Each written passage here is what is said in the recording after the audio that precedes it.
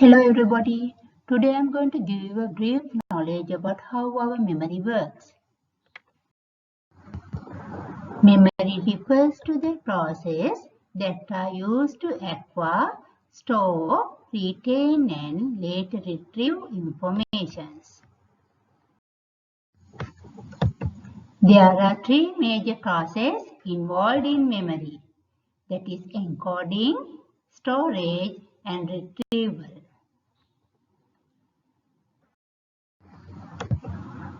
What is encoding?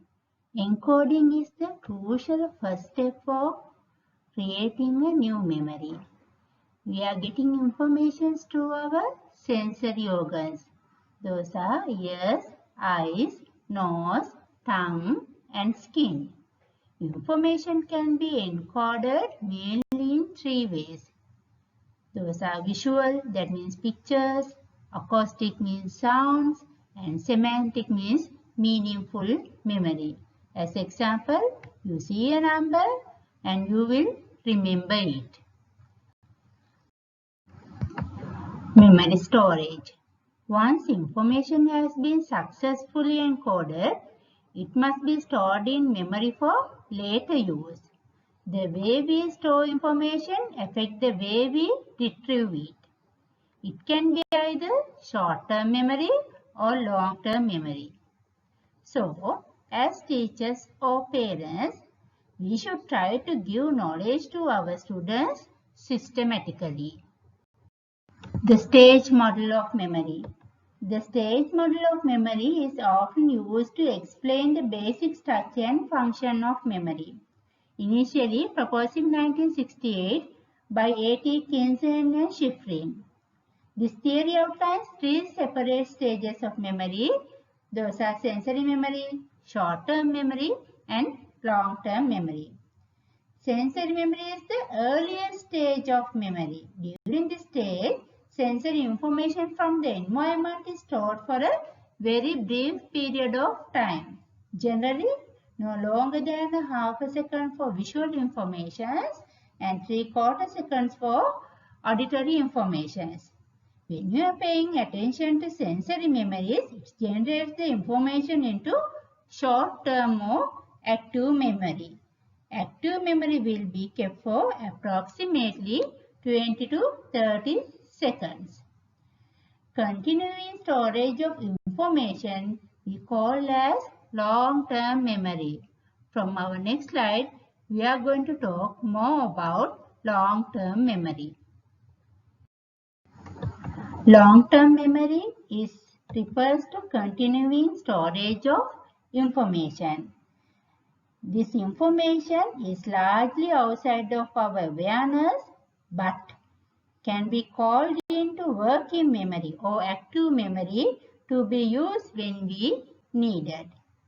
So, if we want to store memory for a long term, we have to practice, rehearsal, and we should be able to store it systematically. Long-term memory, we can divide into three subclasses. Those are procedural memory, semantic memory, and episodic memory. Procedural memory is memory for the performance of particular type of action. As an example, I can say that daily routine of a person. When you are driving a car, you have to go through some kind of procedure. Semantic memory refers to general word knowledge that we have accumulated throughout our lives. Episodic memory is the memory of everyday events. It is the collection of past personal experiences that occurred at particular times and places. As an example, birthday of your mother, your wedding anniversary, I can mention. Now, I would like to explain the process of memory storage through this diagram. First of all, you take information from the environment through your sensory organs. Then it will convert into sensory memory. Things that you are not paying attention, soon you will be forget, and others will turn into active or working memory. When you do more rehearsals and retrieve your working memory, it will store as long-term memory. Let's see what are the techniques we can use to enhance our memory power. First is focus attention on the materials we use to study. As teachers, it's very important to use specific teaching materials and techniques in order to get attention from our students. Do not try to give overloaded subject knowledge at once. Use logical sequence. Start from the simplest thing. We can introduce techniques such as mnemonic, miming and chunking. If they are forgetting the order of solar system, you can introduce this small example. My very educated mother just served us noodles. Other than that, we can connect concepts they studied to real life experiences.